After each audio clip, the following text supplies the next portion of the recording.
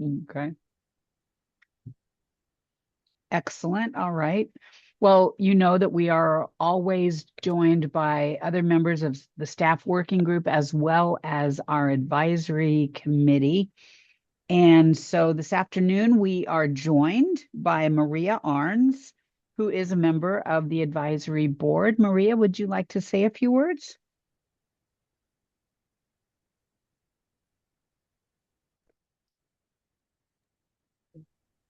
Thank you. I just want to say thank you for having me.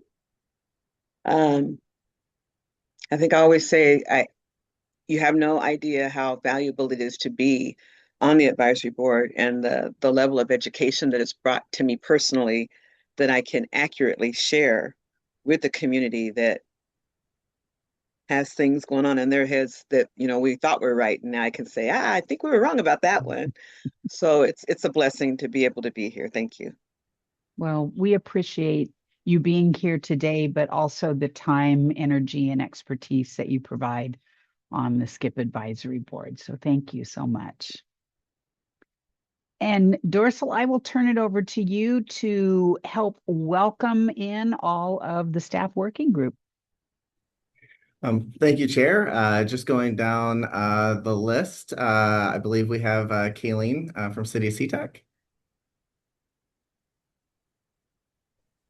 Yes, hi, hello. I'm Kayleen Novis, the interim planning manager with the city of SeaTac.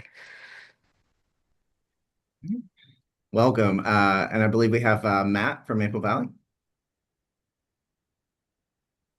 Good afternoon, everybody. Matt Torpy, Community Development Manager, City of Maple Valley, here in support of Councilmember Schroff.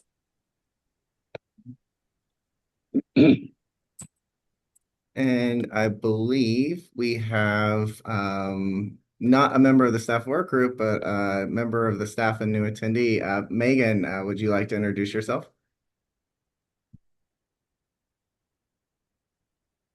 You are muted. Okay, great. I love technology. Hi, everyone.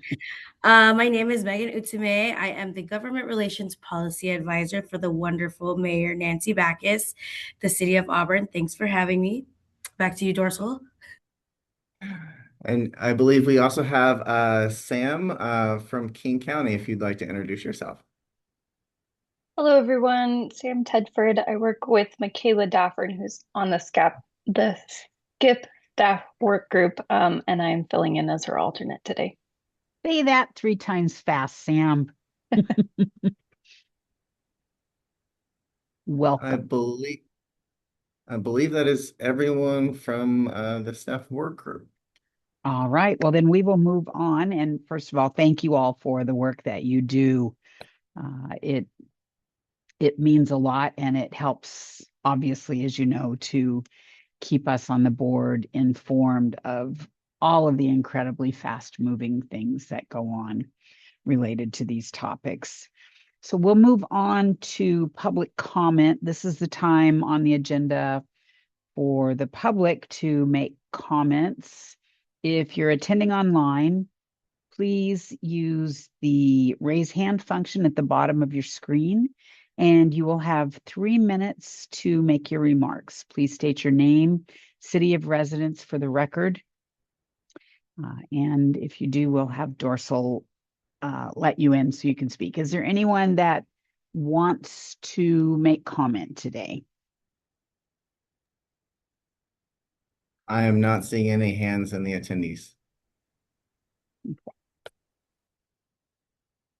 All right, well, then we will move on to the approval of the March 20th, 2026 meeting minutes. Is there a motion? So move. Thank you.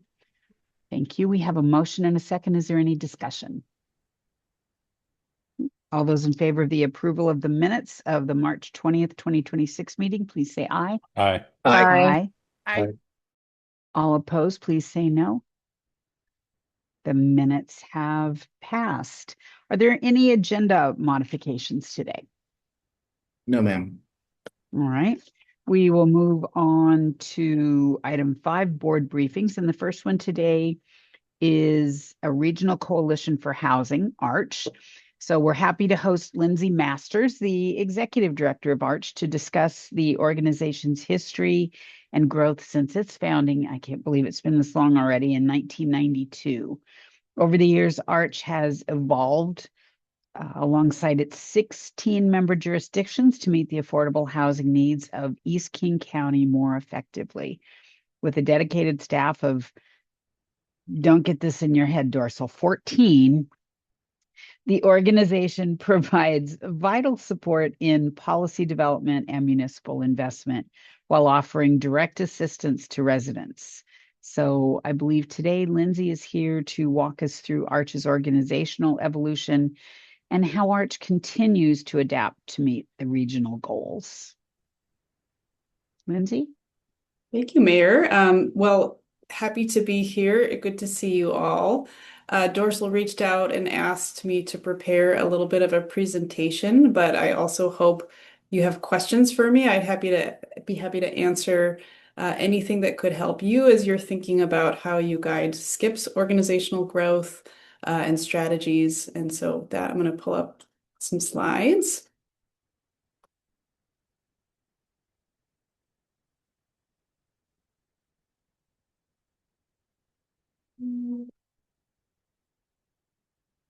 There. Great. And I will start with just a little bit of an overview of Arch to set some context. Similar to SKIP, we were established many years ago with a mission to preserve and increase housing for low and moderate income households in East King County, which is considered around the boundary drawn on this map. Just like SKIP, we were created through an interlocal agreement. This is intended to be a framework that has flexibility to support our members in working together as well as individually to plan for and provide affordable housing. There's a number of responsibilities laid out in that. I think we have a lot of similarities in how our ILA was structured and then how SKIP's was structured.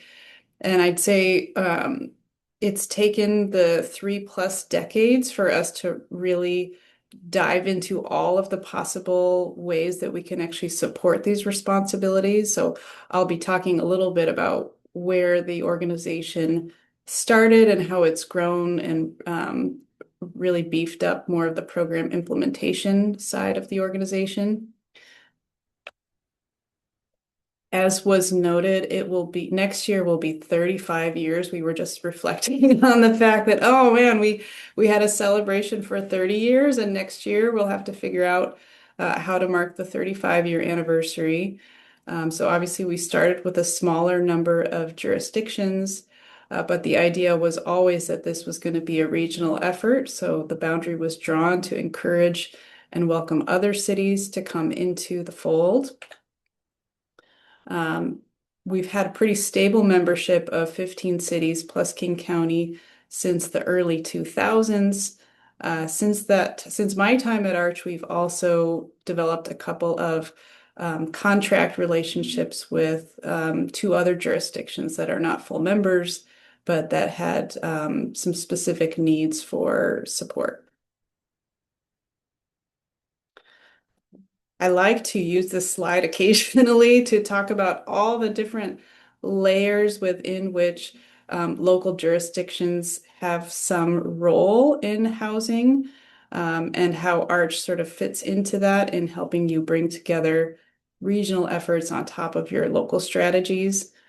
I've color-coded a couple of things here with an eye towards what Arch focused on in early years in trying to get this effort launched and really demonstrate value to our coalition, and then some of the ways we've been building on and expanding those tools. So from the very early days, Arch has always had a housing trust fund that pooled funds from our members.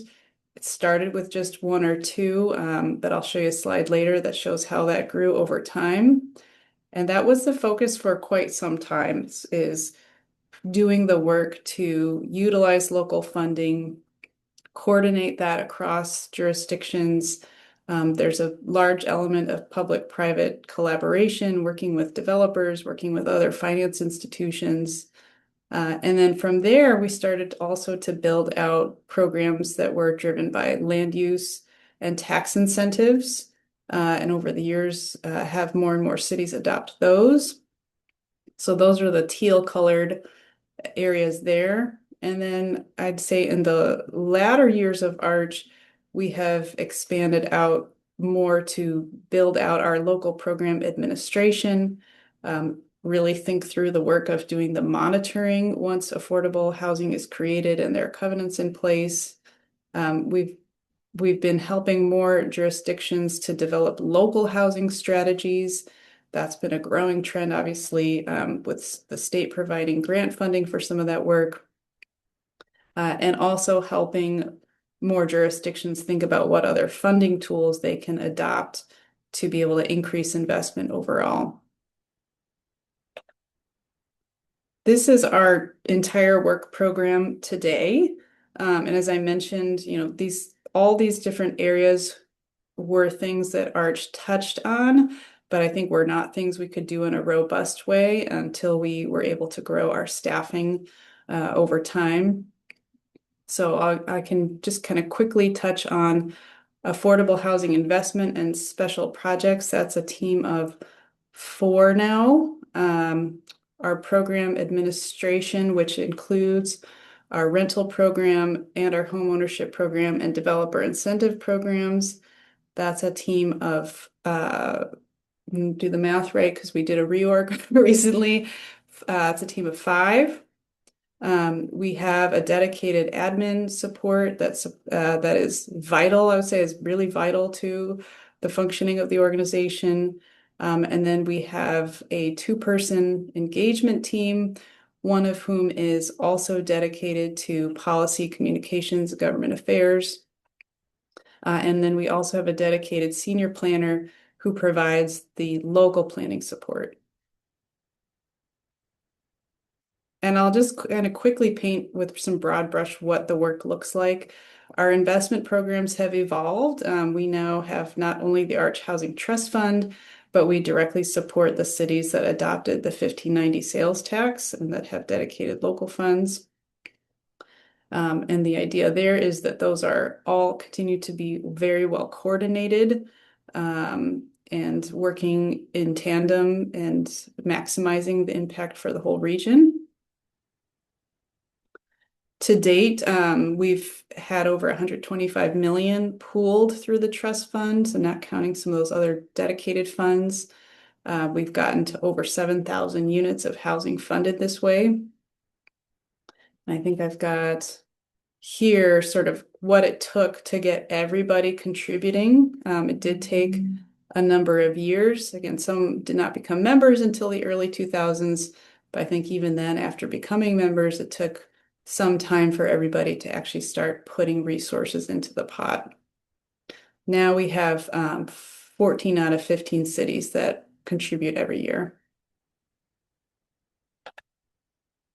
This is just a map of where the projects have been located. As I said, I think it's up to 117 different investments.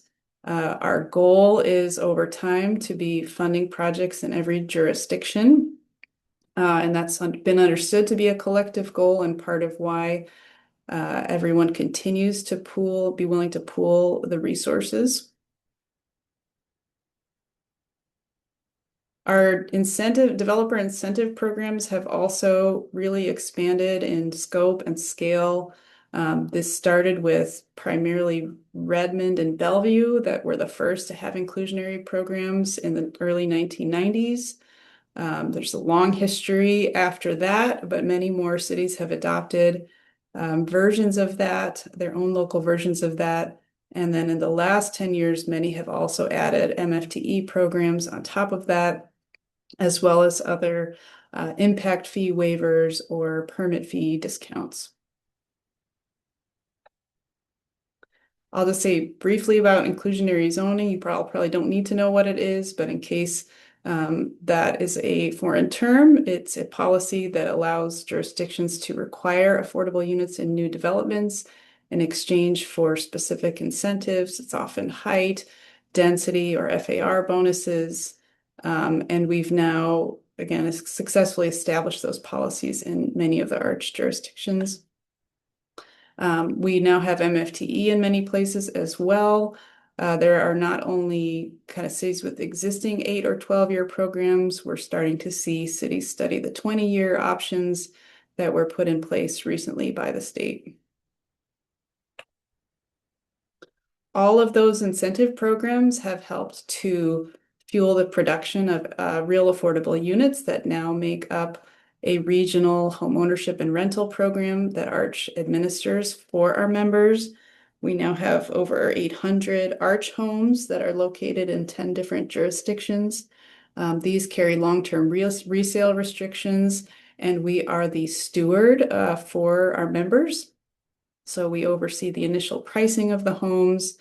We work to identify the buyers after the homes are built, and then we steward all the resales and make sure that the homes remain affordable and continue to sell to income qualified households.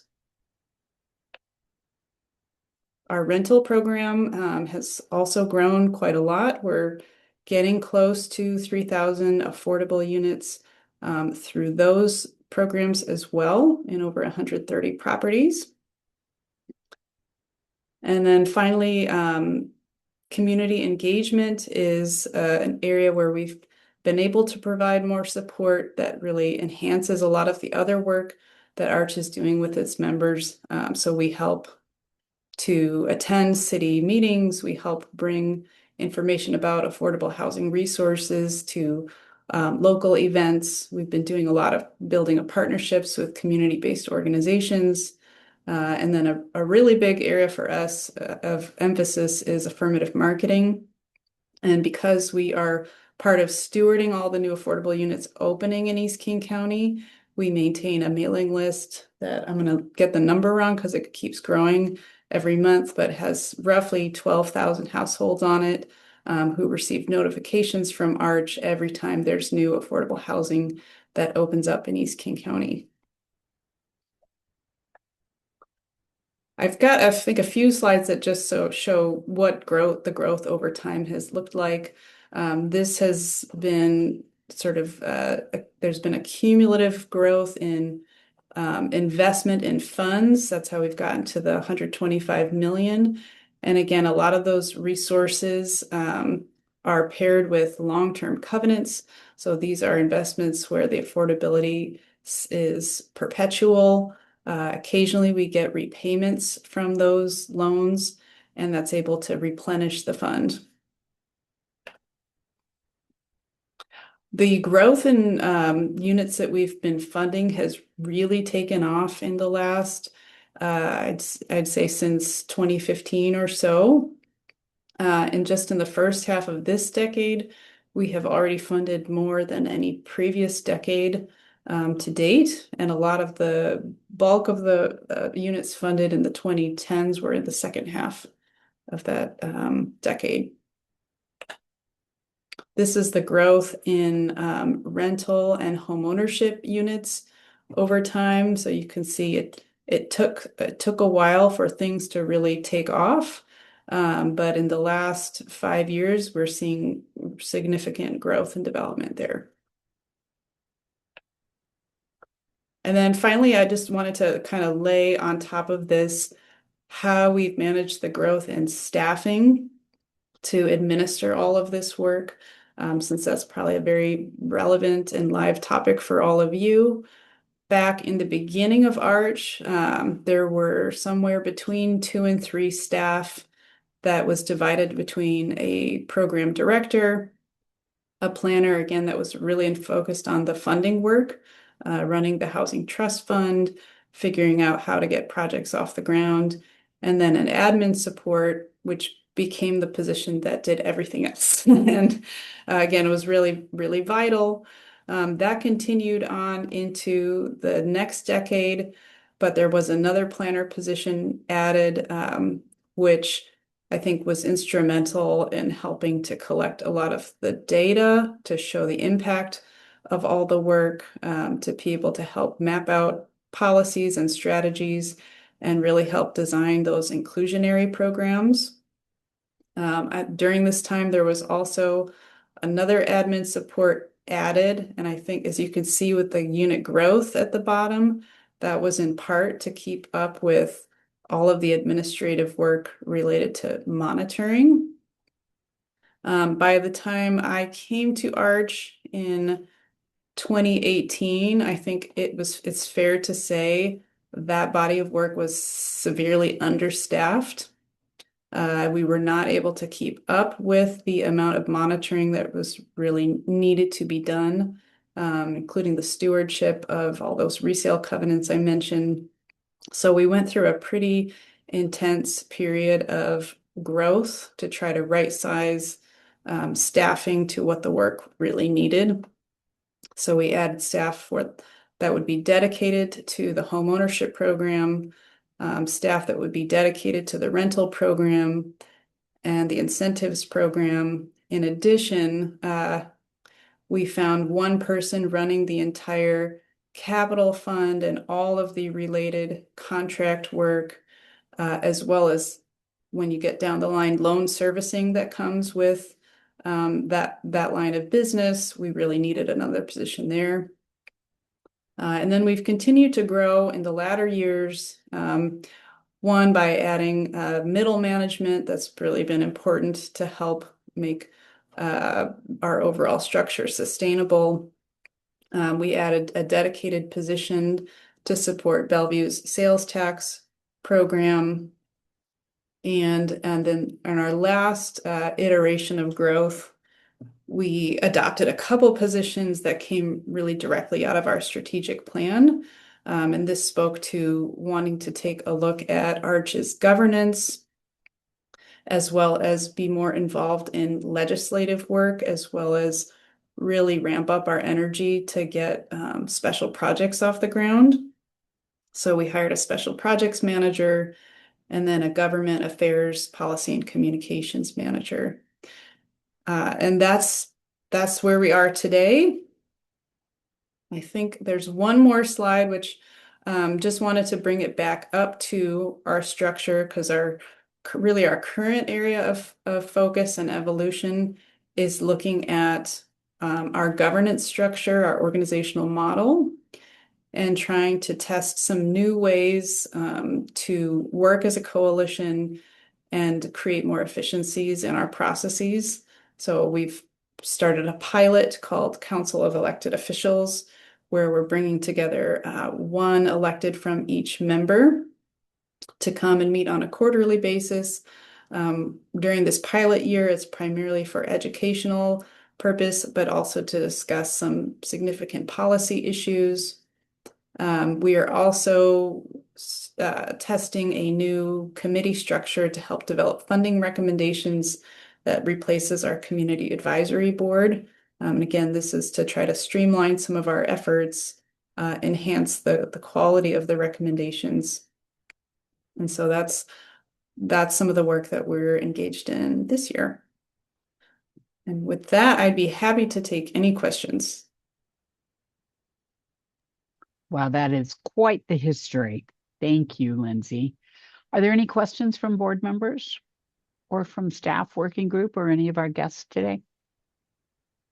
Christina? Thank you so much, Lindsay. That was an incredible presentation. So much to eat. I have this question. In the process of putting on FTEs and more help, would you say that what was the chicken and the egg? Would you say that there was the need and then you staffed for it? Or would you say that you had incredible success by staffing more and then providing more? Does that make sense? Mm-hmm. I'd say up until this last these last two positions, it has been the first way you described it, where the work needed the staff before we had the staff. Maybe with the exception of the trust fund. I think that the trust fund was the first thing, and it seems kind of similar with like you've created a capital fund. Probably the majority of staff energy and time is demanded by that body of work, and that's, I imagine, producing real results. And so, but beyond that, for Arch, a lot of it was it grew on its own because the policies and the strategies were put in place, but not the staffing.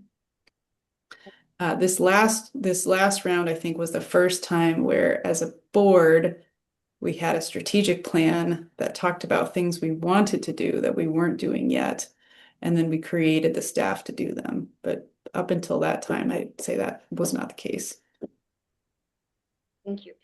Just one more follow-up question, and this one might be, I don't know, too big of an animal to answer, but are developer incentives.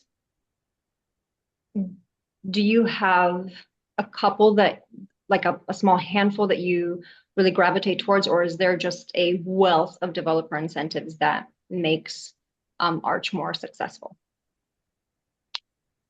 I would say it's definitely the combination of land use and tax incentives together where you will see the most impact. If you do MFTE on its own, you are often going to struggle with that not having permanent affordability attached to it.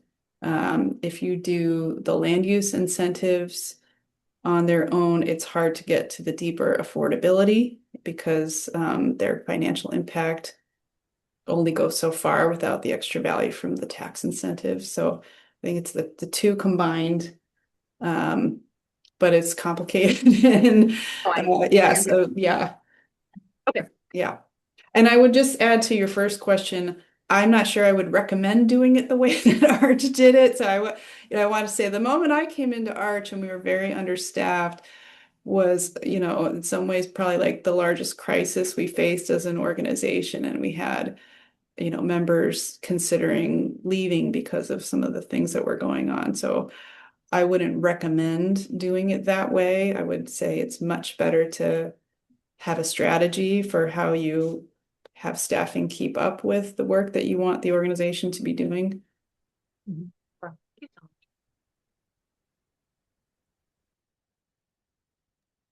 Victoria. Thank you. This is really helpful. I appreciate the presentation. I had a couple questions, if it's okay. The first one is about monitoring. So if I was interpreting the slides correctly, were you monitoring from the beginning, from your first iterations? I think they were doing their best with an admin staff to stay on top of that. So whereas, today we have a detailed annual compliance report that we collect from every property, as well as follow-up audits. In past year, early days of Arch, it was we would check in as best we can. We would collect information, but maybe not look over it that closely. We'd file those reports away. We'd follow up if there were complaints, but it was not a robust monitoring program. Thank you. So follow up to that, then how much importance do you place on the monitoring piece of it? Having that robust early on. That is a good question. I think there's a whole spectrum which you could go really deep and really detail oriented. You could be auditing every unit every year. But I don't, that's not what I would suggest. I would say find the right level so that the public has confidence the program's creating the public benefit that it was intended to create. But doesn't mean you're going to find every issue. It just means you're going to make sure you avoid the really big issues. So, right. Thank you very much. Let's do it. Any other questions? All right. Victoria, yes. Victoria has a follow-up. Thank you. I just didn't want to do two in a row in case somebody else had something else. But also noticing, so you're piloting the electeds committee. And so do you not currently have electeds on your executive board? What's the makeup of your board? Yeah, that's one of our key differences in how we were structured. Our board is made up of the chief executives from each jurisdiction, and for the most part, we don't have as many strong mayors. There are two members that have strong mayors. Those jurisdictions have, at least since my time, delegated their board seat to either a city administrator or a planning director. So it's generally non-electeds on our board, which I think has a lot of pros and cons, but it did create sort of a gap in feeling of engagement by various council members and even mayors. So we're trying to creatively address that and figure out a way not to overcomplicate our structure, but bring some of those benefits and that engagement in. Interesting. Thank you. Appreciate that. The structure of the government does make a difference. Okay. All right. Any other questions for Lindsay? Lindsay, thank you so much for being with us today and providing that great Best history. of luck. We always are thinking about Skip and wishing for the best and hoping to see you grow and thrive. So thank you so much. That's very kind.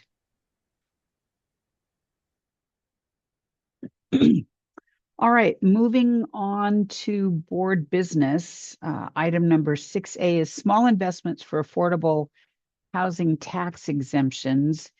And we have an opportunity today to discuss preserving affordable housing through strategic acquisitions following a 2024 change to the state law. Recently, Skip staff have received requests for modest investments ranging from $5,000 to $10,000 for projects in Burien, Des Moines, Federal Way, and Kent. So these small local contributions allow nonprofit providers to qualify for significant property tax exemptions, which could help maintain the long-term affordability of these properties. As the number of these requests is expected to increase with the changes that we've had in the law, we want to ensure that we have a clear framework for evaluating them. And to that end, Dorsal will provide a brief overview of one of the projects and offer context on how this process could be structured moving forward. And I think after Dorsal is done with this, I think there's opportunity for probably a pretty robust conversation on this because sometimes, well, the devil is in the details sometimes is what I'm going to say. So Dorsal, I'm going to turn it over to you. Thank you, Chair. Yes, and 1 second for me to hopefully. Oh, now I can't see you all. Is that showing correctly? Yes, it is. Okay, I'm just gonna. Oh, this is. I apologize. I have been having tech issues all week, and it looks like they will continue.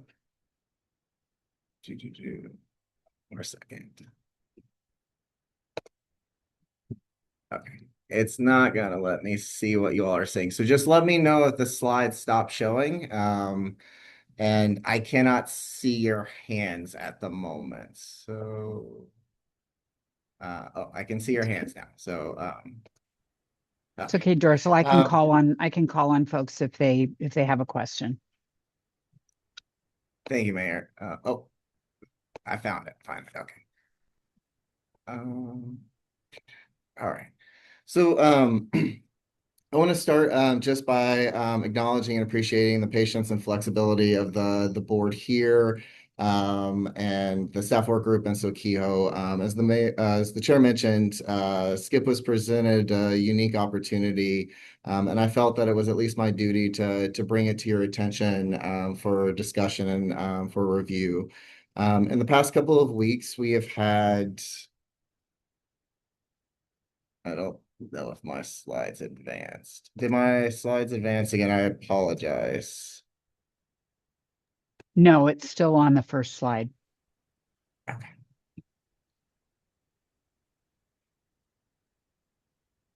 All right.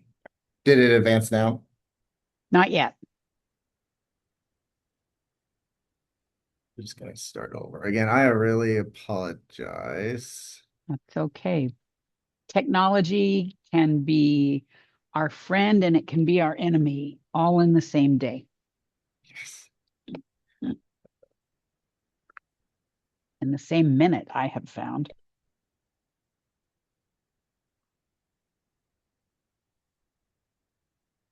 Okay, now I can see you all.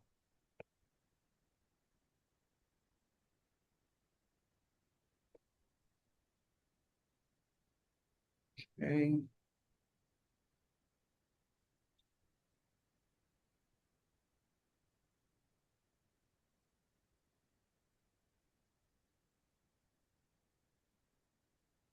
Is it showing unlocking property tax exemption slide? It is, yes. It's not in presentation mode, but it works. There we go. Perfect. All right. I can work a computer. All right. So in the last couple of weeks, I've had 3 organizations that have reached out about small funds in the amount of $5,000 to $10,000 to qualify for property tax exemption. This is based off of a change that was made in 2024, which would enable local funds to trigger property tax exemption, which previously were not allowed. Basically, if a local public funder were to provide small funds, a developer would receive an exemption from both real and personal property taxes. That's 100% exemption if at least 75% of the occupied units are income qualified at 60% AMI, and it's a partial exemption if fewer than 75% of the units are occupied. One other important thing to note is that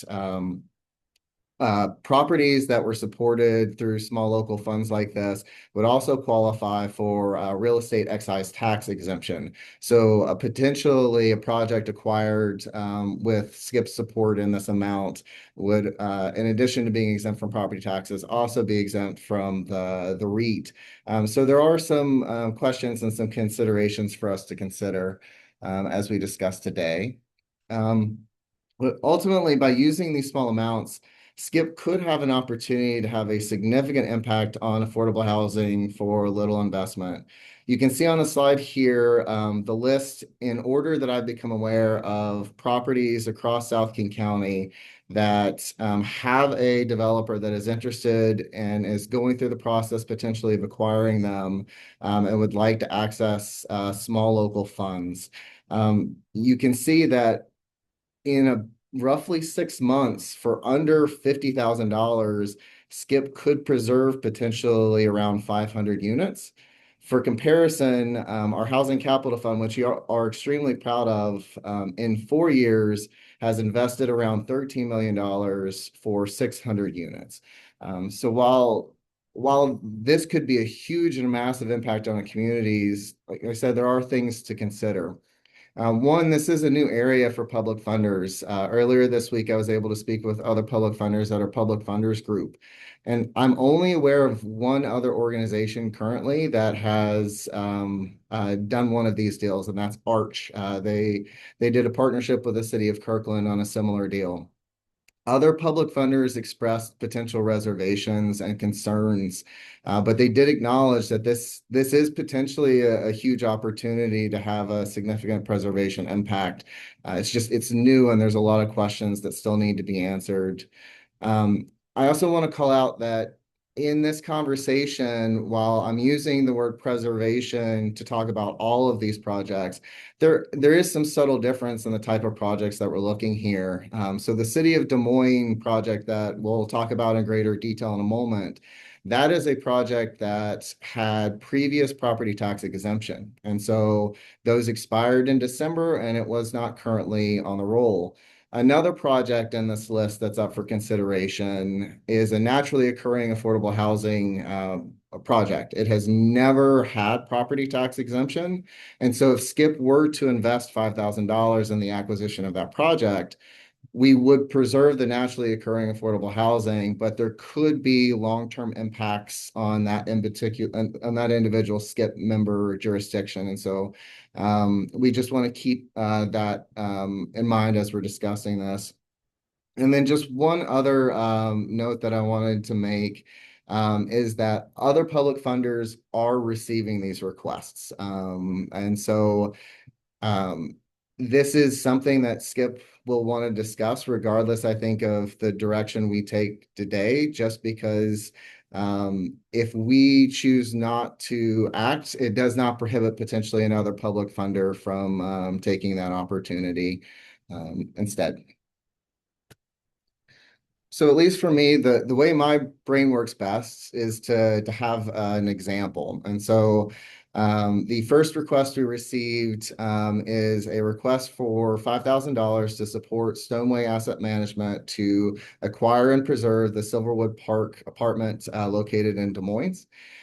This site has already lost some of its affordable housing. Back in 2023, Sound Transit used eminent domain to take about half of the property for the light rail construction. And so this site has already seen a loss in some of its affordable housing. And then in 2025, the property was listed for sale. And in December of 2025, the property did lose its tax exemption, making it eligible for conversion after acquisition.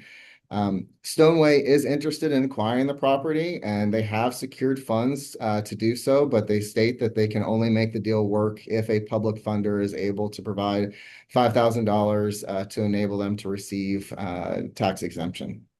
Dorsal, Eric has Yes. a question. Yes, sir. Dorsal, thank you. I think one piece of context I'm missing as you help us understand these opportunities. Why haven't these requesters gone to the local municipality, or have they done so? It just seems like the amount is a token amount to satisfy the requirements of the law. It strikes me that the local municipality acting unilaterally would possibly be better suited to respond to something like this. But was there a rationale to that before we understand the specific opportunities? Yes, that's a great question. And I think it's a mix between properties. As I understand it, all three organizations did reach out to the local jurisdiction in question. Let me go back. So for the federal waste sites, I was actually put in contact with the organization through City of Federal Waste staff. Angelina on the staff work group connected us after they had reached out to Federal Way first.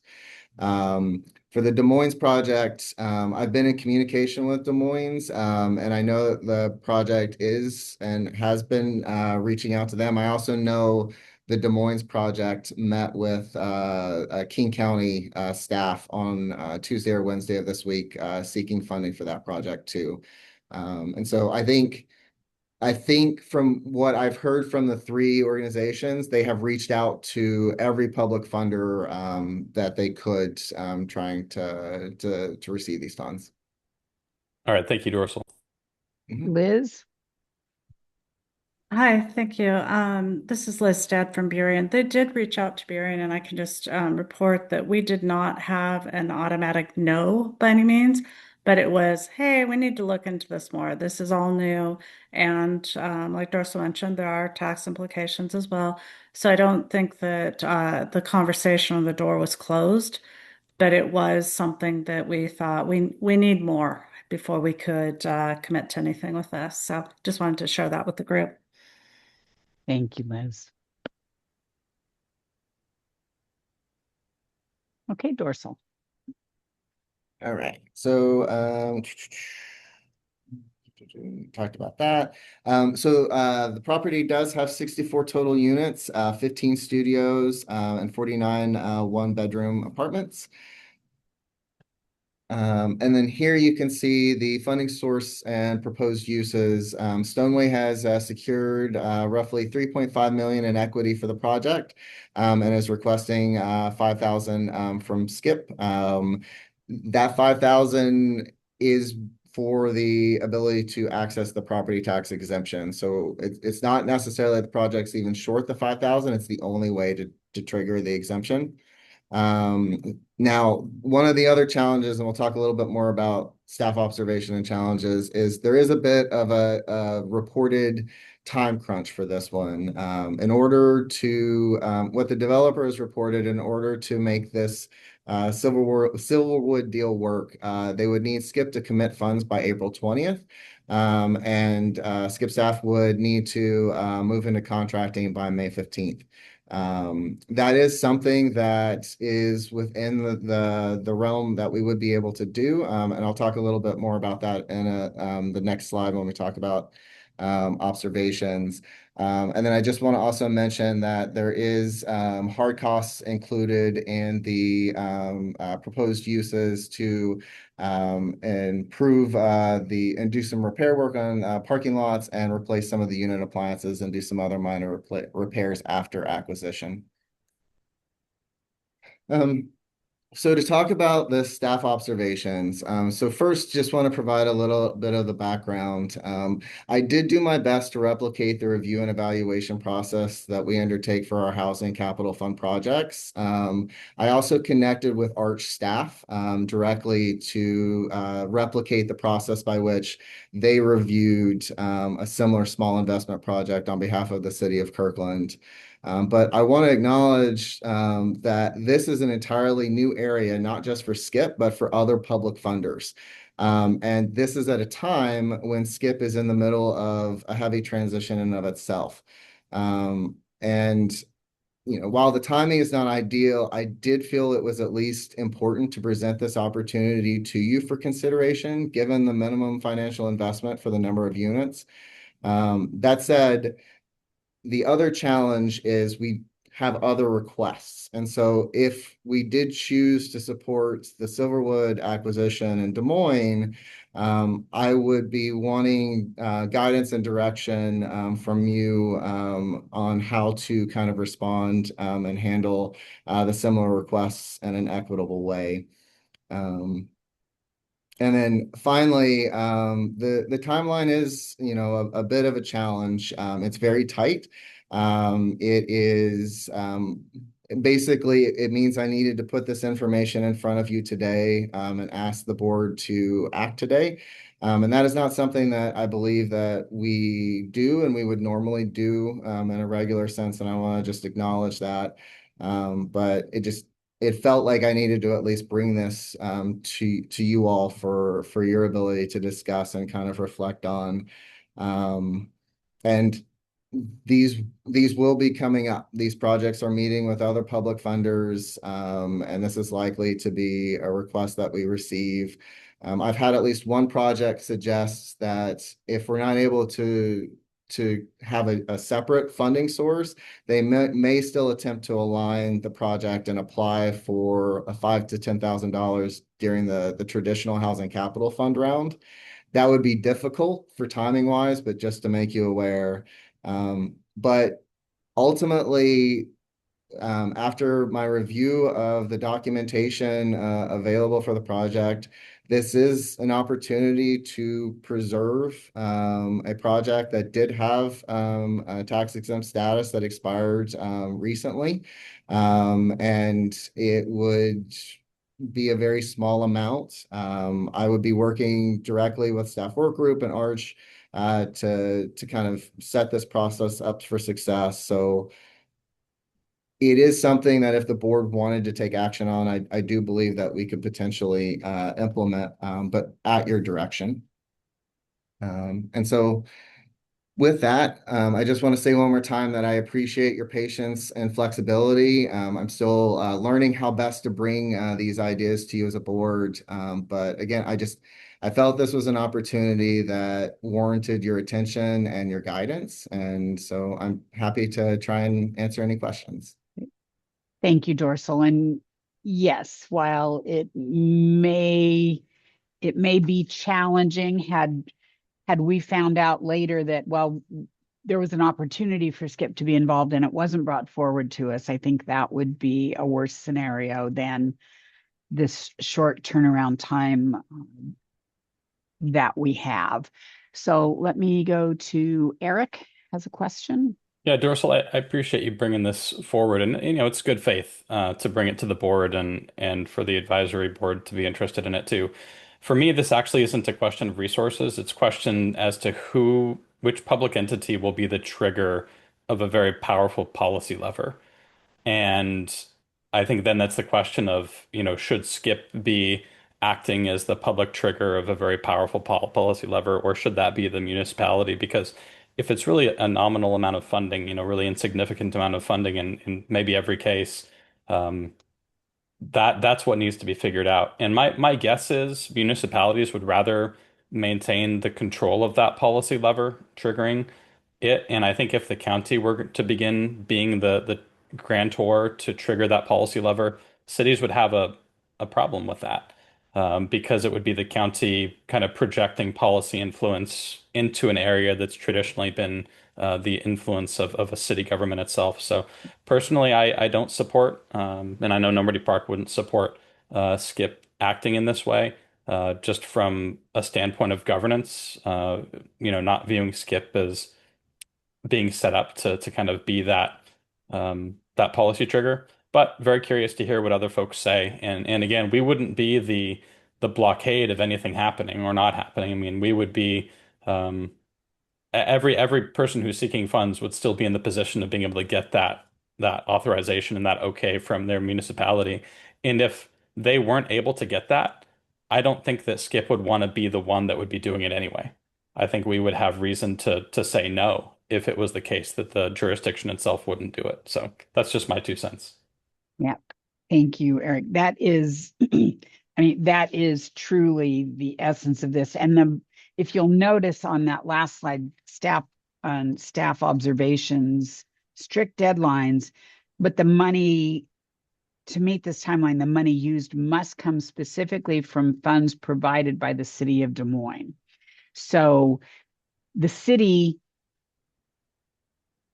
that has this opportunity must be on board with this, right? Absolutely must be on board with this. The thing that is concerning, and I'm not sure if our King County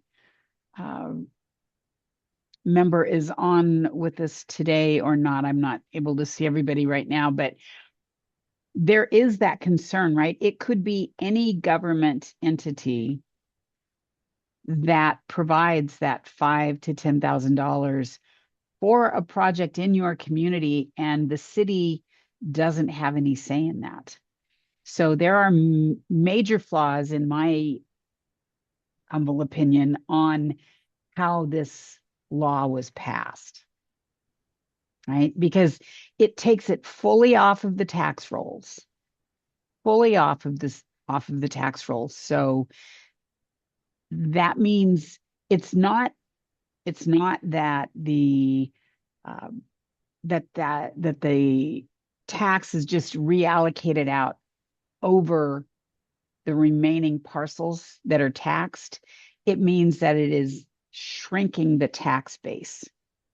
And then that means a higher millage rate has to be applied, and it bumps you up against the limits that you have, right? Does that make sense? So, Christina. Thank you. I think I will be echoing what you and Eric have said. It's quite a big flaw when an entity can go around, a municipality and trigger something like this. And I think we all agree our communities need more affordable housing.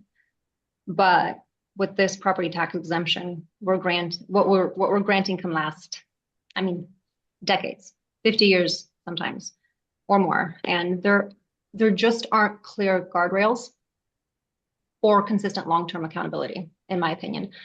My concern is that these programs were created at a time when the housing pressures looked pretty different than it does now. And the reality is the policy hasn't kept up with the scale or impact that we're seeing today. So right now, from what we're hearing, is there's no consistent framework to ensure that even the public benefit holds over time. No clear standards for reassessing whether the level of the tax exemption still matches the community impact. And that's really important because it's not just about, you know, a tax exemption. There is always an impact on someone. It matters for public safety, it matters for infrastructure, the parks here in King County. So if we're going to make long-term decisions with public resources, I believe they need to be transparent, measurable, sustainable. It's a good idea, but it hasn't been perfected quite yet, in my opinion. Thank you. Thank you, Christina. Brian. Thank you, Mayor. And again, I apologize. I've been unable to connect with my camera, but as I was listening to the presentation, I was thinking of our housing capital process and what we came up for that approval. And we took great care and time to develop how this organization approves funding for a project, a pretty significant funding. And we determined that it was important for the jurisdiction that where the project is located to have the most important voice before Skip even considers whether or not we should fund it. In this case, it's not really a dollar question. To me, $5,000 really isn't. It's more of a, can we approve this, and then we have unilateral authority to approve it. So the dollar amount is just, it's not really in play for me. So the question is, do we want to be an organization that unilaterally can approve a project in a jurisdiction when we don't go through the same process that we do with the housing capital process? And I think we'd be, I think that would be a problem. I think if we do want to move forward with this, and let's say the city, for whatever reason, doesn't want to, come up with the small amount, but they send a letter of approval, then I think we could move forward. But I'm not comfortable with us moving forward with this.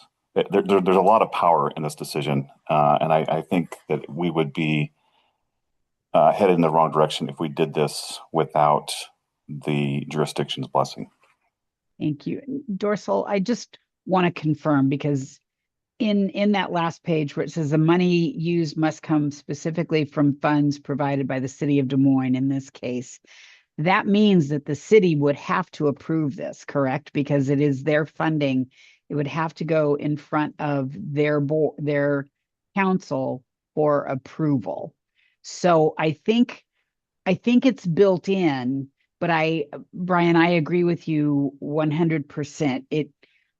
We should not ever make any decisions on behalf of the city without that city being in support of it. Yeah, and I'm sorry if I missed that, if that was the case where they could still do that. And so in concept, what you just said, Mayor, I would agree with, just to be in line with the organization, or excuse me, with the jurisdiction, I think is important. Great. Thank you. Marina? Sorry, go ahead. I also wanted to share for context too, Chair, that before we even notice any developers about acquisition opportunities, we also communicate with the city. So Des Moines was aware back when this property was listed in the fall, winter of last year, that we were working to see if we could get this project acquired. Do we have anyone from Des Moines today? I don't think.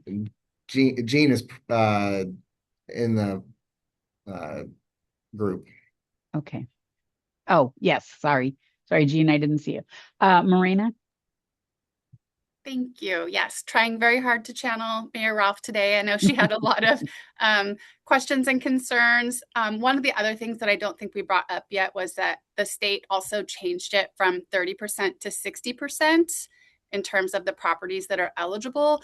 And so obviously, I think for our communities in South King County, that represents a large share of these types of properties. So order of magnitude could be quite intense. And I think Most of you have already kind of stated some of the similar concerns that we have, but also just the reality, and I think Christina was sort of touching on that, is that we really aren't seeing widespread conversion of these properties into significantly higher rents right now. So it kind of begs the question of what problem are we solving for in Kent or your other communities specifically. So it kind of feels like we're creating a very large tax shift without a clear corresponding public benefit.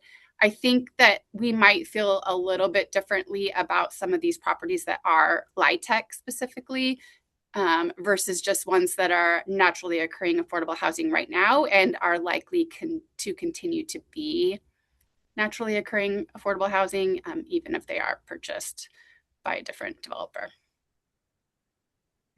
Thank you. Carmen? Thank you. I really appreciate the information being presented to us and it's having this conversation. I think a lot of us have PTSD from the state legislator telling us what to do. And so we don't want to tell anyone else what to do, which I totally appreciate that perspective. And when it comes to naturally affordable occurring, like housing, even a little bit of increase, even if it's still in that kind of affordability, can be really hard on people. And I'm coming off of a meeting with a student of mine who had to drop out of school because she isn't housed because her rental got too high, right? Her rent got way too high. And so this maybe is hitting a little bit more closer to the bone for me in this moment in time. So I'm going to prep it with that. But if Des Moines seems to be okay with it, they still need to approve it. Can't we just go ahead if we're all cool with it and the money's not a big deal? I mean, I want to hear from Jean particularly, and I kind of want to put my hand down and let Jean go before me. But yeah, I'm kind of like, I hear all the concerns and I agree with them. I think it's really valid. And I love that we're having this conversation. We're so loving and kind to each other. We don't want to step on each other's toes. And I think that's really beautiful. But again, if Jean's okay, or if Des Moines is okay with it, and this is just kind of a time sensitive matter, I do want to be a little more open to it. Not saying that we're condoning the structure itself, as was brought up by Christina, because I think she brought up some really good concerns around how like the policy is imperfect as is, and we don't want to maybe enable it. I don't know if that's how, like, that's kind of how I took it, and I kind of appreciate that. But if it's what we have available to us right now, and it's here, and it's more of a time sensitivity matter, then like Des Moines doesn't want it, then maybe we take this on a case by case basis, and we take on the nuance and consider it. Because I'm on the fence depending on how Jean responds. No pressure. No pressure. Victoria, do you mind if I ask Jean to go before you? Okay, thank you. Jean, we've been talking about you. We've been talking all around you, so. No, I appreciate the comments. And I'm instructed by the city manager that we would be in favor of this primarily because of the time element.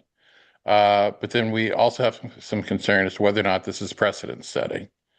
And so if it's a case of, this is a one-off, but we're going to come back and set the policy and handle it differently, so be it. But we are in favor of this particular instance because of the time. Thank you. And this was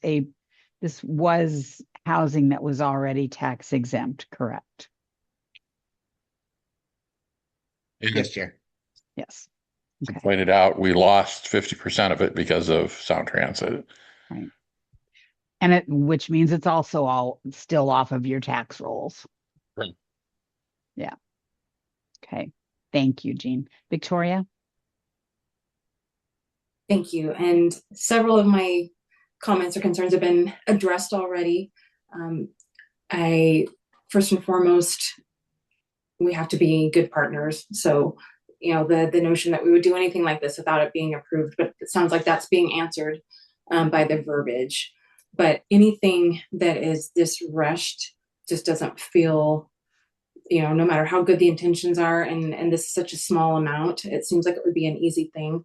But when I think about the things that we deliberate in our individual municipalities and how long it takes to make sure everything's being vetted and we're getting all the information, moving forward at this kind of a pace with something that we're going to get to discuss, maybe 45 minutes or half hour. I'm not comfortable with that, but I would like to learn more about it because of the really small amount of funds we have to come up with in order to make a huge impact on people's lives, right? If they get to keep their housing, but it's not a conversation that we should be having outside of each jurisdiction. So I think there may be a path forward for us at some point, and maybe we could build a framework. And I really would like to have the opportunity to learn more because I'm sure there will be more that we have to learn. But I would feel really uncomfortable, I think, moving forward with something, as Jean was mentioning, precedent setting without any kind of a framework or how to, going forward. So very much appreciate the conversation. Well, let me just ask before Eric, I call on or ask you for your comments. Has legal weighed in on whether this would be precedent setting at all? My gut tells me this is a one-off, and we could say it's a one-off because most definitely the funds are coming from, if they came from SKIP, they would only be able to come from the funds that Des Moines has contributed from their $1,590, correct, Dorsal? Des Moines contributes 1406, but we actually have this in the interest earnings from previous years as well. It's attributed to Des Moines funds. Yes. So it could be $1,590 or $1,406. It has to be funds that Des Moines contributed, so it can only be 1406. Right, but if they were, I'm asking in general, could Yes, it be $1,406 or $1,590 that could be utilized? With the 1590, they would also have to be serving a subpopulation to qualify for those funds. But yes. Okay. So we know that it has to be money that has been contributed or earned, in the case of the interest earnings, contributed or earned by the jurisdiction that the project is in. And in order for the funds from that jurisdiction to be utilized on a project, that jurisdiction has to approve the use of those funds. Correct. The ILA requires that, Chair. So I don't think we would be setting any precedent. I am not legal, so this is just my layperson's approach to this. If there was a desire to support this today, still has to go to Des Moines for their approval. And if they don't approve it, the money never leaves us. But if they do approve it and they want it, then this is a way to ensure the maintenance of some naturally occurring affordable housing. For the future, there could be an organization that wants to do this and they come forward, let's say it's in Auburn, and we have no desire to work with them on that, and they want SKIP to provide that $5,000. The money has to come from the funds that Auburn has contributed or earned through SKIP. And if we say, no, we're not interested in that, SKIP should in no way, shape, or form have the ability to override that. They couldn't based on the ILA that's in place. So I don't believe there is any really ugly concerns that would come from us doing this today if we choose to do it.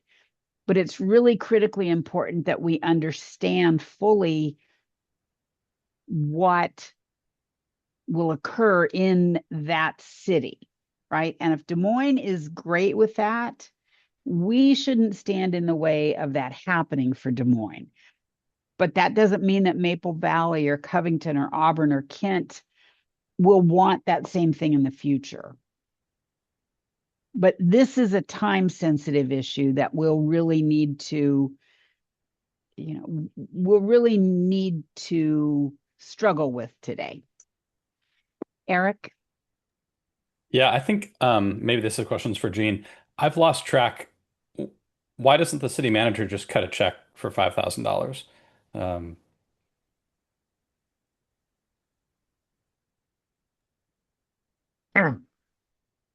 Put it bluntly, we don't have the money. It's, they're fine with it coming out of our portion of SKIP, but we have an extremely tight budget situation. So, which I'm every one of the rest of you has the same problems, I know, but yeah, the preference is to take it out of the SKIP contribution. Yeah, Jean, I appreciate that. And I mean, I'm a huge fan of Des Moines. We're neighbors. We're basically family. We're the same city, more or less. I have a little bit of skepticism, not of what you've said, because I know Des Moines' position is challenging, but just I'm surprised that this mechanism would be the mechanism needed, in a case where things are that tight. Again, I want to clarify, I'm not doubting what you've said, and I believe every bit of it, but it's just so surprising that this mechanic is the mechanic that ends up being necessary for a project the city supports. And I think for me, I'll just leave it at this. Because the law's broken, I think we're in an unusual position as an organization, and our cities are in unusual positions. But I hate pulling broken levers, even for exigent circumstances like today. If you pull a broken lever, you're sending a signal that it works.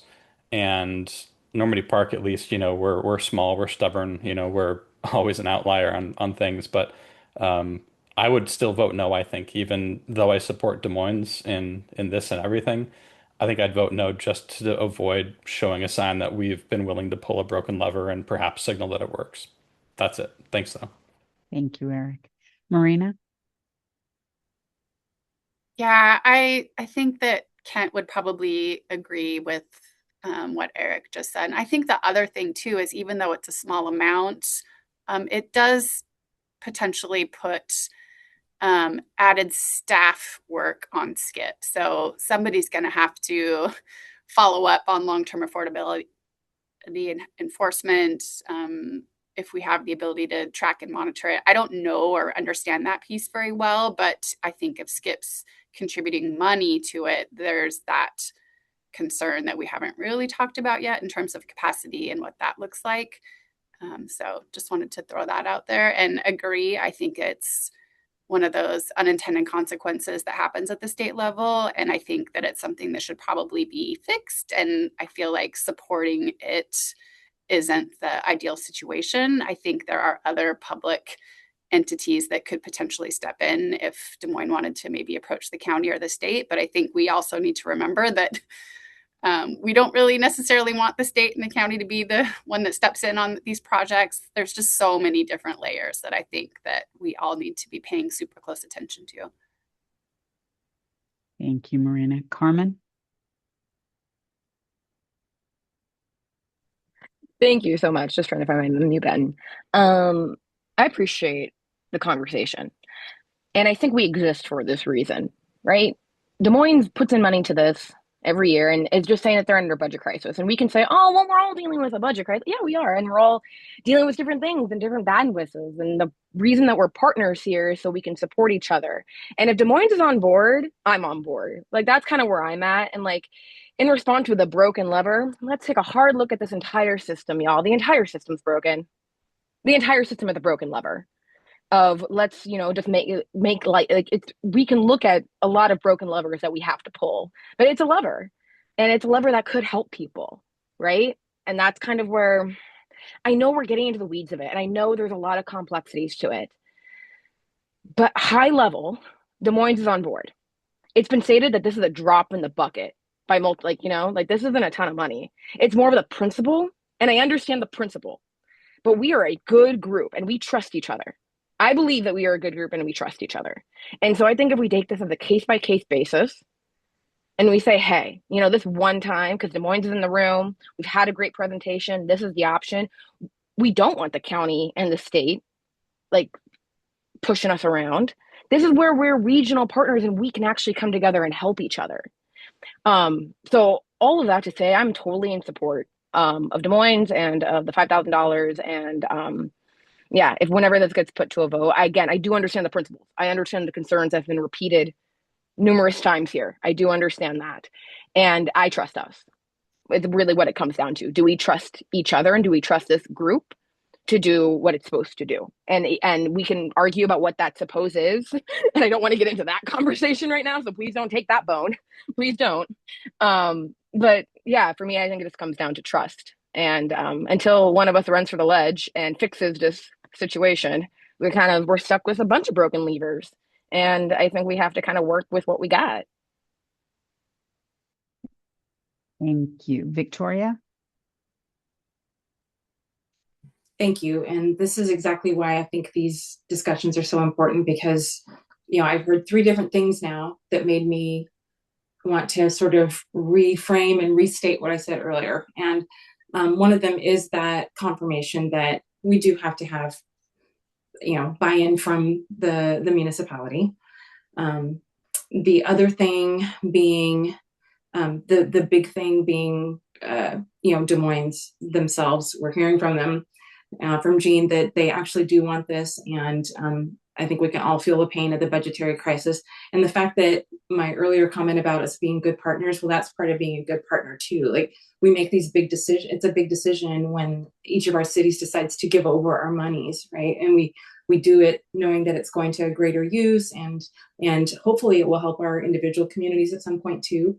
So if Des Moines is saying this is something we think is good, but we just don't feel like we have the money right now, but you've been donating money to SKIP, contributing it, that I think is, that's a powerful statement. And Carmen's point too about, because I was on board with the broken lever there for half a minute, but you know, if we're going to wait to fix the whole system before we try to utilize it to its greatest benefit, we're going to be sitting here a long time not getting things done. So I feel like if we move forward with this, and I'm feeling more like it actually is the right thing to do, that is there something we draft that say this is sort of emergency one-off.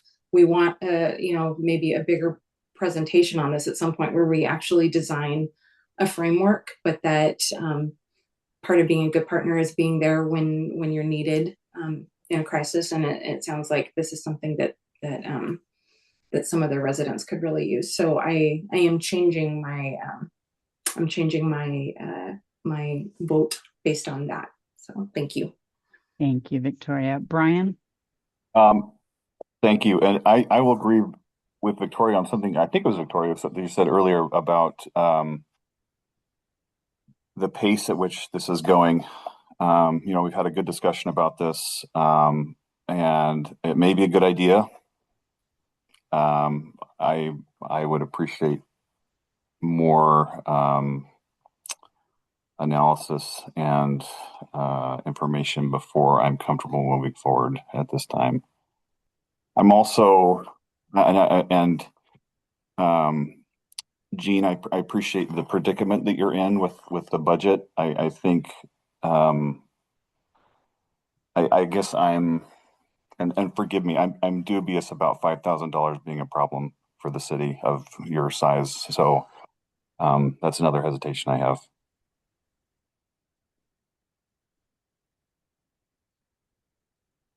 Lonnie? Hey, good afternoon, everyone. Don't know why my camera's not working. Anyways, yeah, I appreciate this really robust discussion. I think this is the purpose of this this entity. I do agree with Eric that if you sort of do something like this, you are definitely setting yourself up for additional requests. I think we can all appreciate there's sort of like an urgency here, and are we making a decision based on that urgency? Are we setting ourselves up for something in the future that we may not want to be a part of? I do appreciate that the city does seem to be on board with this. But yeah, I think one thing that I'd like to bring back to the surface is that we're not the only entity that can fund this particular project. And maybe part of that response is there more vetting of this?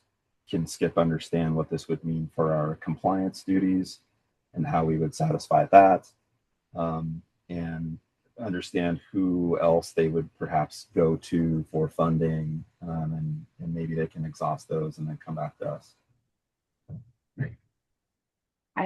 I think there is a hard deadline on this request of April 20th.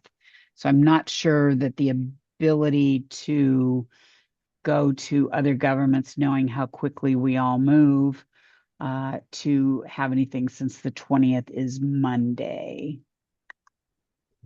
I can share that they met, Stoneway for the Silverwood acquisition, met with Nate Lipke from King County Housing Finance Program, specifically requesting funds. I don't have an update from King County as to what their decision was, but I do know they met with King County this week. But yes, April 20th, that is the deadline that the developer has reported to Skip.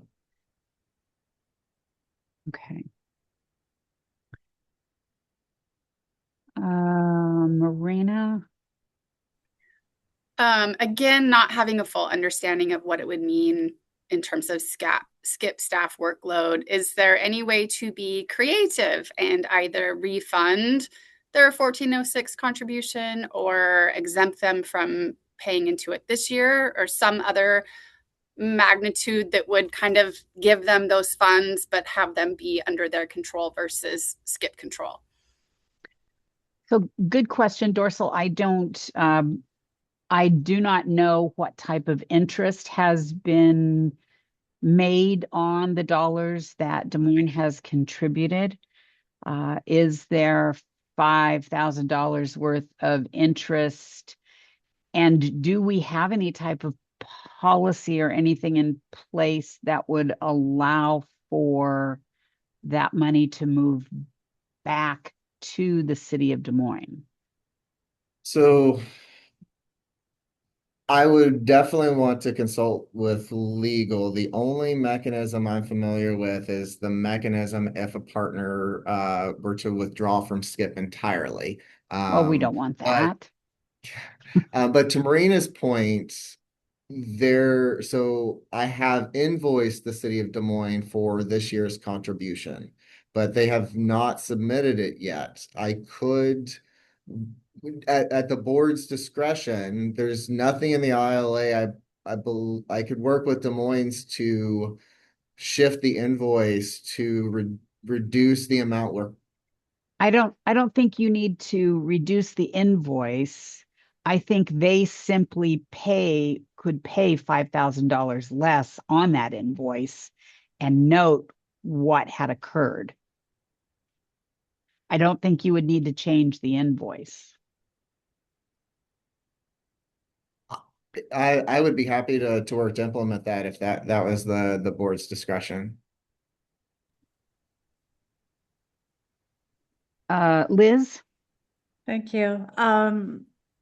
I would say that I'm actually more comfortable just if we are making a decision, a skip, that we are willing and to do this versus playing games with invoices. So, if we're good with this and we want to earmark that portion of the money that Des Moines has already put in and that is available, and if we're okay knowing that then goes for that project, that seems to me more of what we need to discern if this is something that Skip wants to be involved with, because I do feel I probably lie.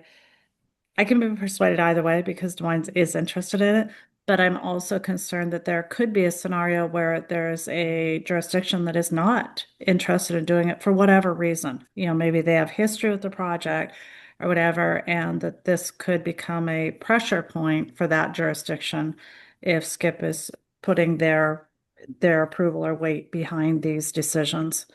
So I guess I lay in the camp of it belonging more to the specific jurisdictions on their own. Right. Which would be why we as Skip at this point may not want to be the ones saying, yes, we approve the use of Des Moines funding to Skip being utilized for this. Right. So that was why the creativity of the invoicing may not, the invoicing may be the way to do this so that those dollars never come to Skip. The $5,000 is just, reduced from what Des Moines pays to Right. Skip from the invoice. I understand the creativity, but that means that Des Moines isn't contributing to Skip what they were originally, aligned to do. And so if that's something we want to allow any jurisdiction to do, I think we need to make some decisions as a board about that so that another jurisdiction could do the similar maneuver if that was what they needed to do. Well, and Doris will correct me if I'm wrong, but I think that is always an option for a city. The invoicing is simply the calculation of what would be due for those $1,590 or $1,406, not the membership or investment fees, right? The membership or investment that a city puts into Skip is solely for the operational. And then the $1,406 and $1,590 that are provided by the local jurisdiction to Skip, that is their determination to make, right? Like in Renton, they provide $1,406, but not $1,590 because they utilize that through the Renton Housing Authority, I believe, or that's their vehicle to provide housing in their community. So there's a difference between invoicing for the operational portion of the organization and what is contributed by each jurisdiction for the $1,406 and or $1,590. That's helpful information. Thank you. Appreciate that. It's what happens when you're the old person in the group that's been around. Eric. I'm sorry, this is the last thing I'll say. And I acknowledge Normandy Park, we're small and we're a small funder. And so I think sometimes I feel like we're meddlesome when it comes to things like this, because why is the smallest funder in the room trying to influence a decision on something? But I will say that my city council always responds really well to the stories that I tell about what we're doing, which is cities making big investments together and taking on big capital projects that we couldn't do independently. And I think it's that that single purpose or that focus of large capital projects and bringing housing units online that are most compelling to us. And I'm not saying that we wouldn't be interested in scope expansion or innovating new ways of funding. It's just I see this as yet too unstudied and potentially adrift away from what the focus of Skip has been. And I'll say that I think that's such an important thing to protect and such an important door to keep closed if it turns out we needed to keep it closed.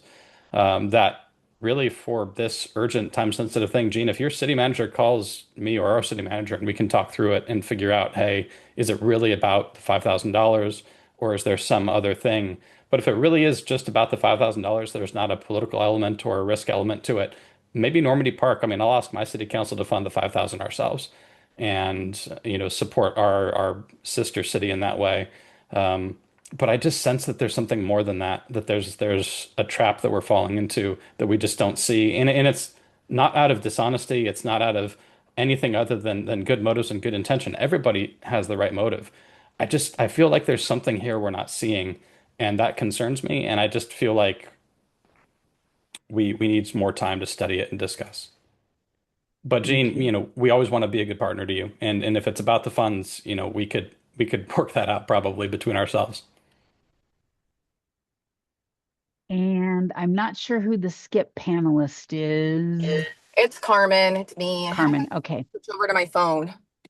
okay. Can you hear Carmen? me? Yes.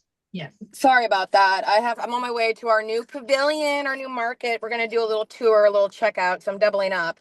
I want to say I think this is in our realm. This is about maintaining affordable housing with one of our partners. We can look at these situations a case by case basis. I know we're worried about setting a precedent, but we can also say no in the future. We can say yes. That's the beautiful thing about this board and having these working relationships with each other. I love the idea of Normandy Park helping out Des Moines, but I think the purpose of this group is to kind of avoid some of that uncertainty and some of that and to really pull our sources together. I'm going back to Jean here, who was like, our city managers looked into it. It's really coming down to funding. We're on board. We're okay. And the conversation shifted after that, right? Because everyone was concerned about overstepping. And then Des Moines is like, yes, please overstep, help us out. And now we're worried about, and I get all of the arguments and all of the concerns.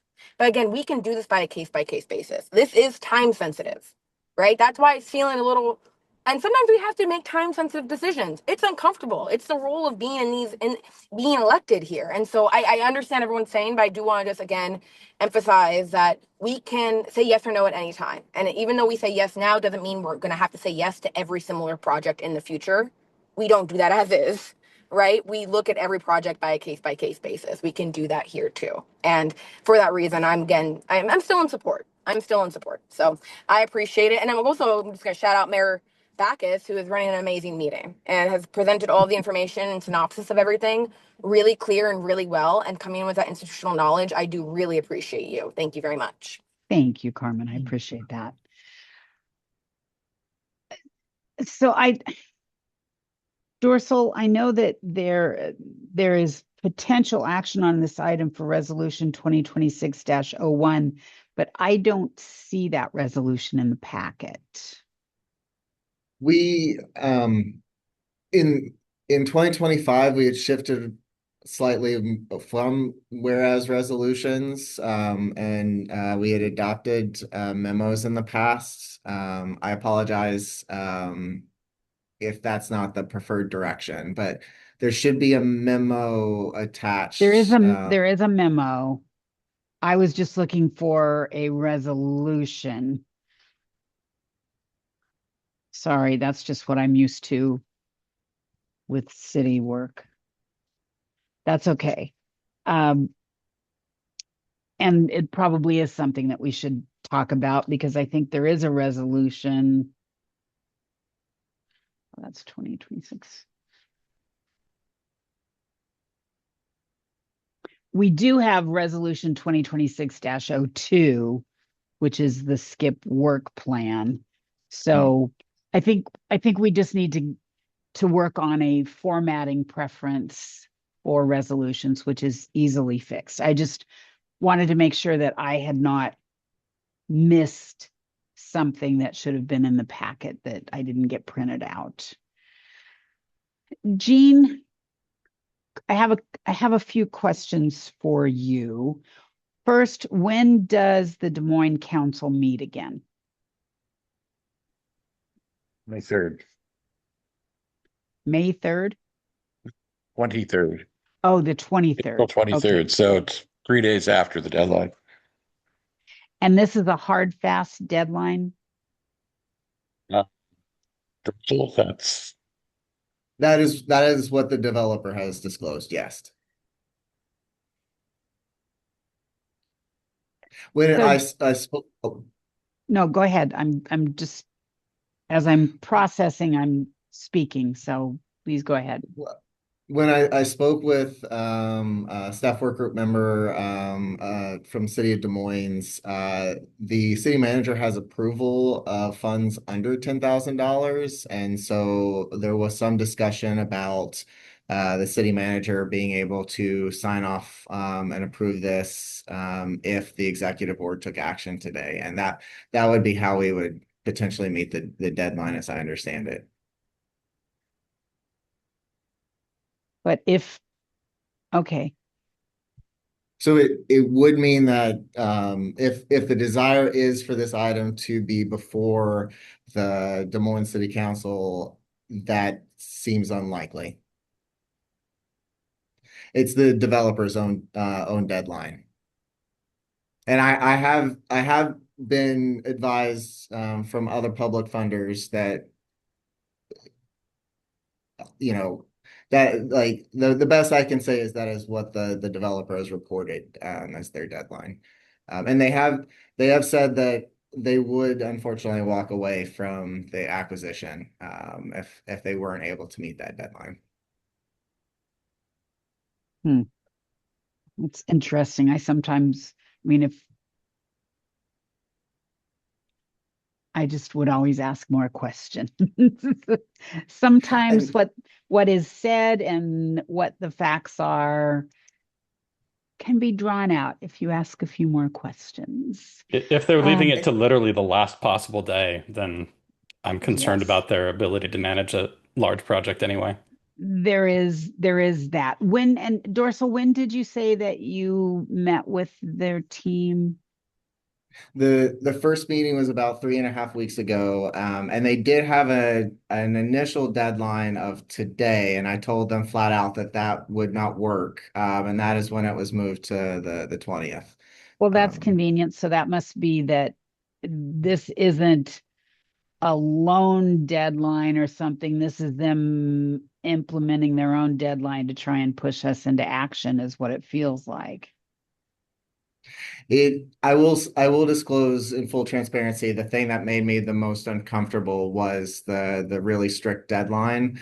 And I will disclose the other two organizations I spoke with had a little bit more flexibility and willingness to move, I think, in line with us.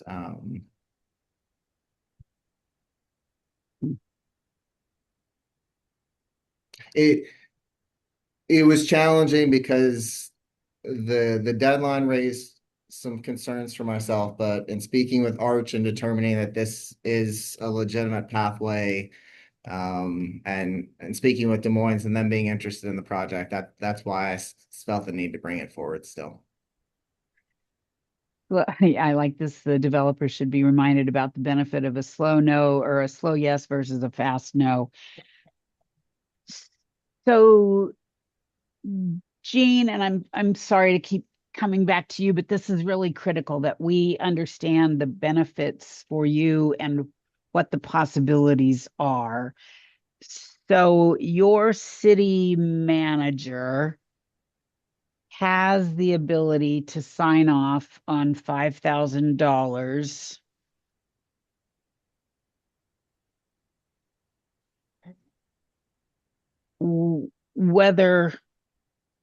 whether it's coming from Skip or in the city coffers, right?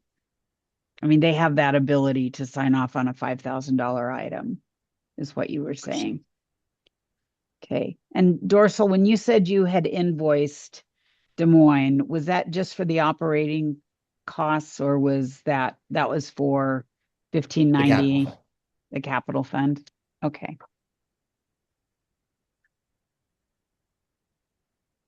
To me,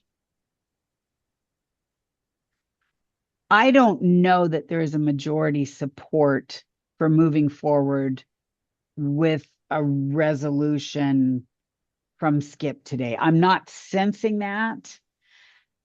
Maybe I'm wrong, and we will bring this up to whether someone wants to make a motion or not. So I'm not trying to eliminate that.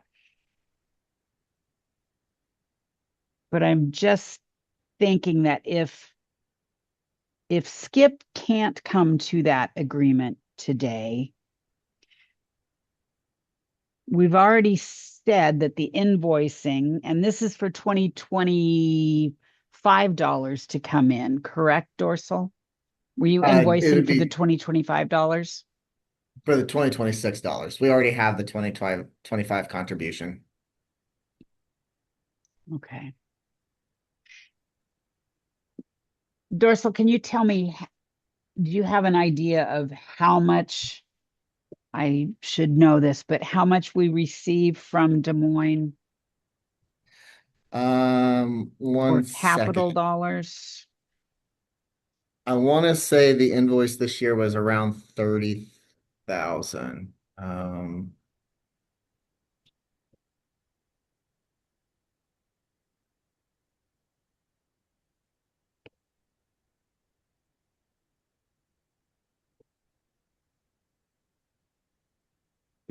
think it was 38. That sounds right. 38,000. Mhm.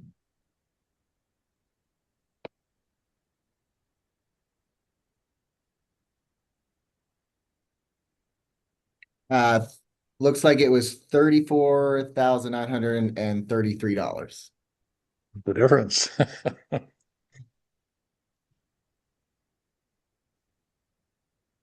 Which means about $2,900 a month is collected. And my sense is, just like in any good finance department, those funds are set aside. They're not part of your general fund, they are set aside. So if there has been $2,900 collected each month and we're in March, there should be the $5,000 necessary in Des Moines' collection of that funding. I should know how often that it's funded. Well,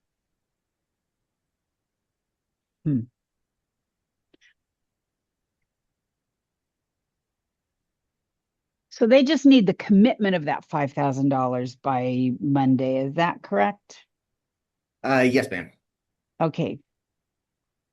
So regardless of whether it's quarterly payments that the Department of Revenue provides, that funding should be coming in or already at Des Moines, set aside for them to pay into the SKIP Capital Fund.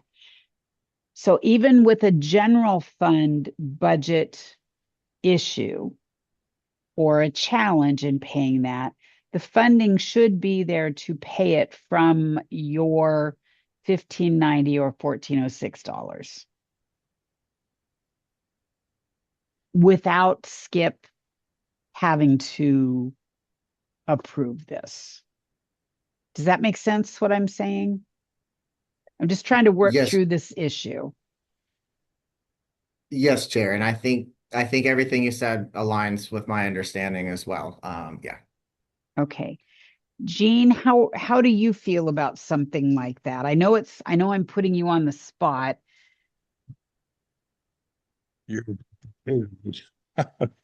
I'm just trying to come up with Yeah. some creative ways. No, of- I understand and I sincerely appreciate the effort and I appreciate everybody's comments so far.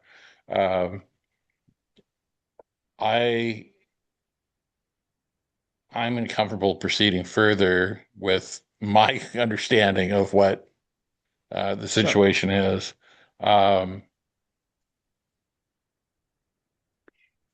Is Kathy in the office today? Do you know? Yeah, she is. Let me see if I can raise her. Okay. I'm gonna sneak off here for a second. Okay. If and I could give her a call too. I don't want to put you on the spot. I want to make sure that we can find a way. If Des Moines wants this project to go through, I want to find a path forward for us. I want to be able to get to yes. But I also want to acknowledge and respect the concerns that our SKIP board has. So if there's a creative way that we can get Des Moines to be able to support this project financially, and it doesn't have to come through SKIP, I think that's a win-win. Because it gives us an opportunity to look through this lovely law and the lovely legislature that continues to do things for us, but without us, so that we can have a broader discussion on this and have the time to put framework in order. Christina.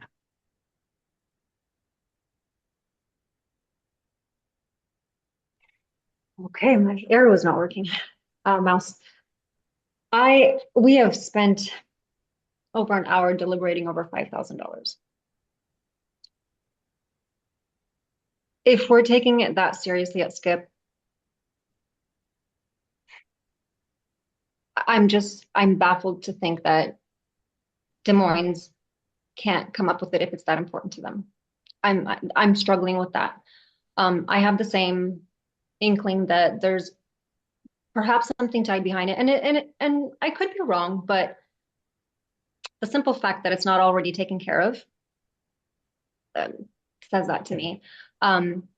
You're right, it could be a case by case, but also, like Dorsal alluded to, there's already two more on the back burner waiting for their reply. And what we do for one, what we do for all, right? Is this not the way we govern, whether at the city? I think each one of these would be in a case-by-case basis, because if the city did not want that project, wasn't interested in having it removed from their tax rolls, that's the end of the discussion for Skip, right? If it's a member city, that is the end of the discussion. We would not move forward. I'm dumbfounded. It's $5,000. You know, I'm really struggling. We are also one of the smaller cities, and if this is a priority, like it sounds it is, you know, I'm not trying to sound heartless in any way, but the pressure shouldn't be on Skip to fund this. I think we are the mechanism that Des Moines has in place, and that's why it was brought forward to us. Yes. I understand that too. Yeah, no, and that's But, why that's why I was trying to say, well, why couldn't you use some of your tax dollars and do that instead of just sending that portion to Skip? Yeah, I'm struggling there. There's a lot of implications that comes with Skip moving forward with this. That's it.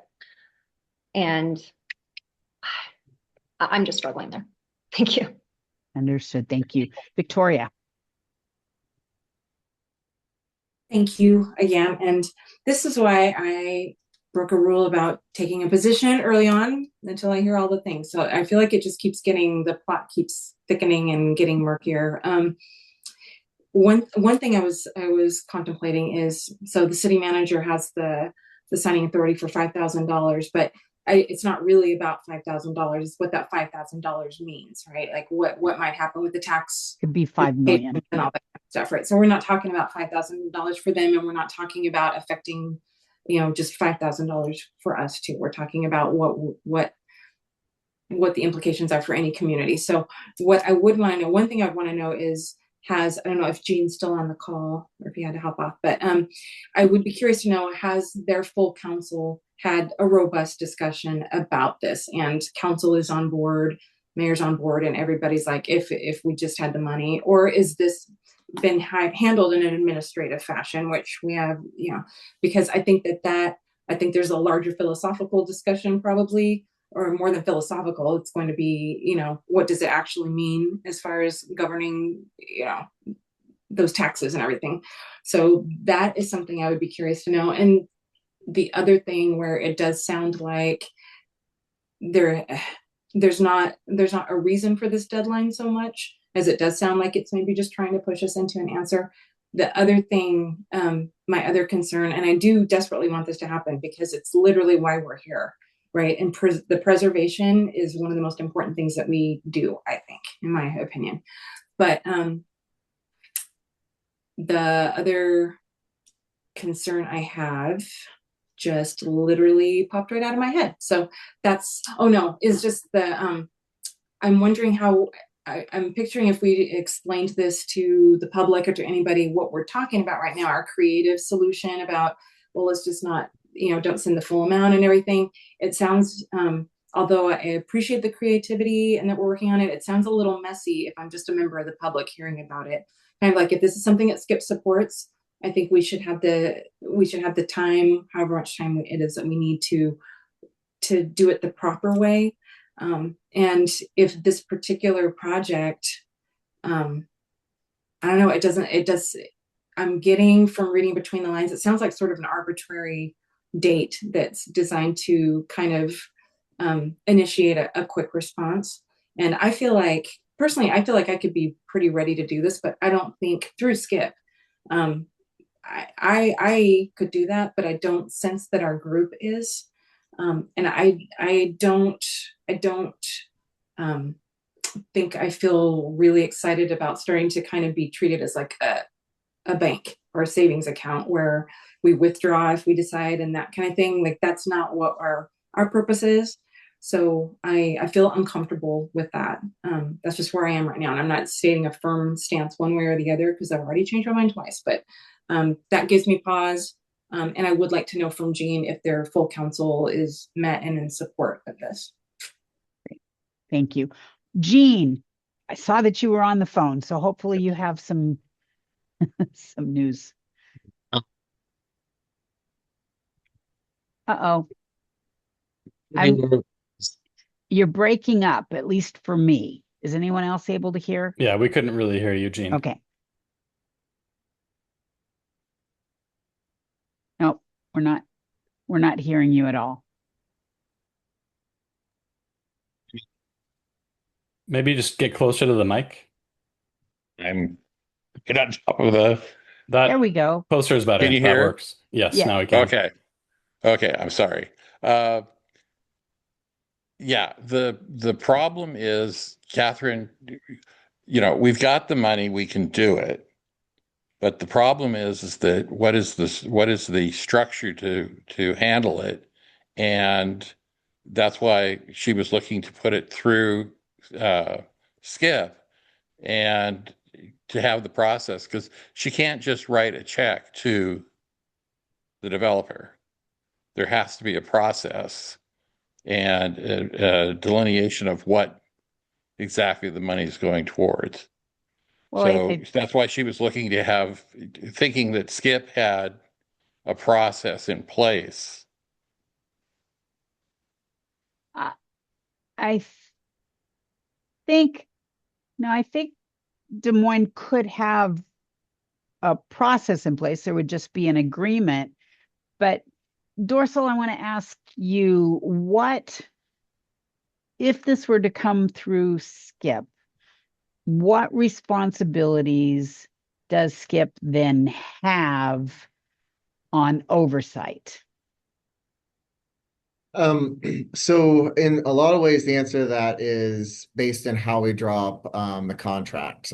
So Department of Revenue has oversight of the whole structure to qualify for the property taxes. So what Arch did with the city of Kirkland for the project similar to this is they actually only tied their $5,000 to 5 of the units on property. And so the monitoring that Arch does is actually of only 5 of the units, and then they work with the Department of Revenue to do the compliance monitoring for the whole property, which is required to qualify for this property tax exemption. So depending on how we drew up the contract, Skip could monitor as few as 5 units in partnership with DOR for the rest of the property. Or if the board wanted Skip to have more oversight, we could potentially write in more units. But the way Arch drew this up, they're actually only monitoring 5 of the units in partnership with DOR. But the same type of situation could occur with the city, right? Yes. So when Catherine is worried about what mechanism, the mechanism is exactly what the developer and the city or whatever entity it is decide it has to be based on the requirements of the state law and what the minimum requirements are. So it could be that Des Moines would say, I want this applied to 1 unit, right? It doesn't have to be 5 units. Arch was just trying to make sure that there was a minimum of 5 units that this was attached to. It could be that the jurisdiction or entity ties that $5,000 to 1 unit, and every year the developer has to prove to the entity that paid the $5,000 that it is maintained as affordable housing, correct? Yes, Chair, because they also have let it report to DOR that year. Okay. So there are mechanisms in place, Jean, for that. So that would not be a big stumbling block. I mean, I understand saying, hey, we've already got the funding going to SKIP. It should be, this is exactly why we are part of SKIP, and it should be in the funds that we've already contributed. So completely understand the Des Moines perspective for that. Also understanding and appreciating with SKIP that we don't really have a mechanism in place or a policy in place on how we work with this new legislation. Christina, did you have your hand up again? Oh, no. Okay. Let's go back to Jean. Our council has not weighed in on this, and I think that's partially what some of the stumbling block is. Your council has not weighed in. No, Okay. it's just popped up, so. Got it. That kind of changes it for me. When the city has not made a formal position on it, I will tell you, I would be the last person to say, yep, we're going to do this without getting the support of the local jurisdiction first. Megan and then Brian. Thank you, Mayor. There's you said a lot of great things. Sorry, that piece about council that they have not talked this through is, I think, a huge thing to think about. I'm not a board member, and I know we, are. I'm just listening to the conversations that are happening here in this space about cities wanting to support each other, but I think there's also supporting each other, not just giving each other, not just like giving the $5,000, but also on the back end when this pilot program doesn't have accountability or guardrails set up yet. And the fact that the process is very unclear could, like, supporting each other could also look like protecting each other in this space as a South King County region. And I think you should all consider, like, is it setting precedent? Does this change the landscape of like rapid housing? Who can qualify? Is protecting each other is also supporting each other. And this could be something that you iron out at the next state session. I'm just a fly on the wall here. I'm not a board member, but I think these are things that you should all consider. That's all I'll say. Thank you, Megan. Brian. Oh, yes, go ahead. Sorry, Chair. I just want to inform, I'm sure you're tracking, but It's 3 o'clock. Yep. Yes, I'll be quick. But I would say that it's moments like this as a member of the SKIP board that I really appreciate the opportunity I have to work with all of you and discussing issues like this and working through things that we know and things that we don't know. So I've actually enjoyed the discussion this afternoon. The last comment I want to say is I think that if we are serious about doing this in the future, that we come up with a process by which we can move these through. Because, if an application comes in and the checkbox hasn't, the city council is not on board, then it doesn't even get to a discussion. So I think a process would help. I'm not big on bureaucracy, but I think in this case it would help guide our discussion a little bit better. But having said that, I've really enjoyed the discussion and I appreciate all of the dedication everyone puts into this. I could not agree with you more, Brian. I think today is a perfect example of why we have all come together to form SKIP, is to make sure that we are looking out for one another, and that we're doing what we believe to be the right thing in support of South King County.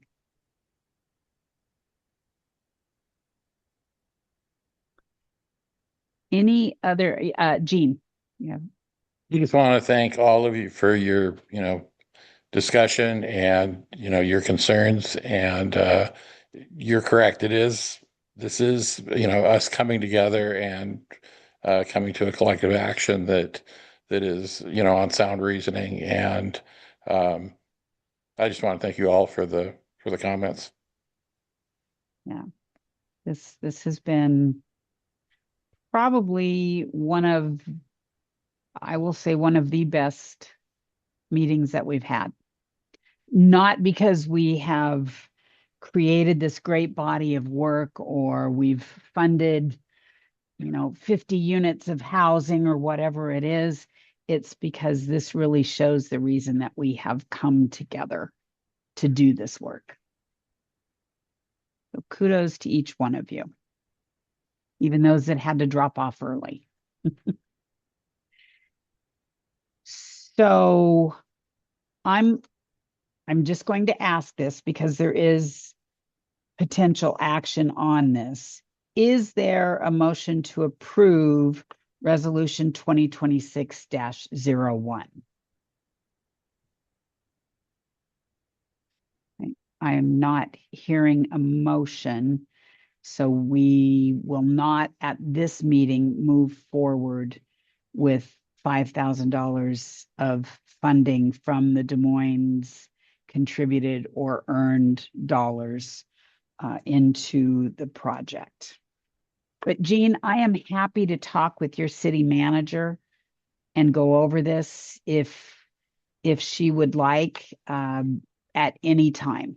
She knows how to get in touch with me. Happy to, if you want to direct her towards me, I'm happy to have this conversation and see how we can work things out. And even though we have more items on today's agenda, we are past time. Are we good at moving the work plan and budget draft review to our next meeting, Dorsal, or is this time sensitive to the point that a month is going to cause us great harm?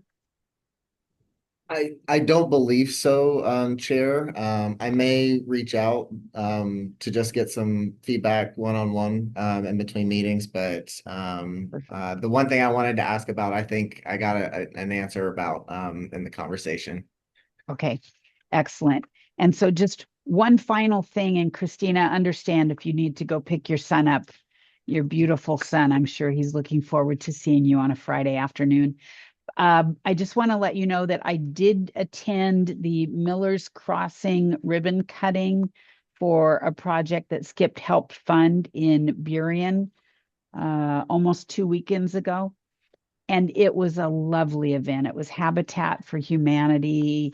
And I can tell you, I was just so proud to be able to be there to represent Skip, to see the looks on the faces of the families that are going to get to move into those homes. It is affordable home ownership.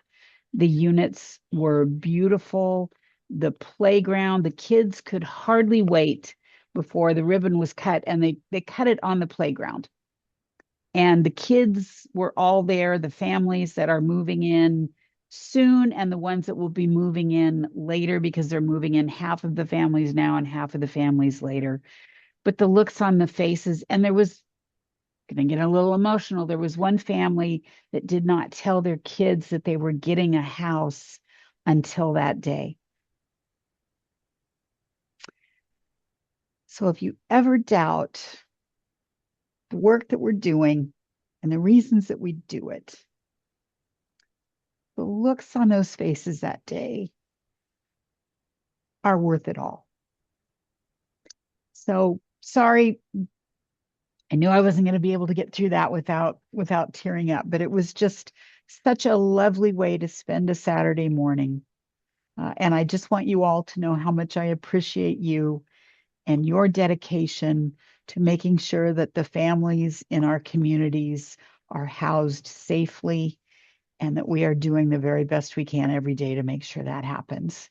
So enjoy a beautiful sunny weekend. May you all have some rest and peace, and I hope you find joy in everything that you do this weekend. Thank you so much, Dorsal. Thank you for working through all of this, Jean. Thank you, and to each one of you for your comments, your thoughts. You are amazing. Thank you so much. Bye-bye.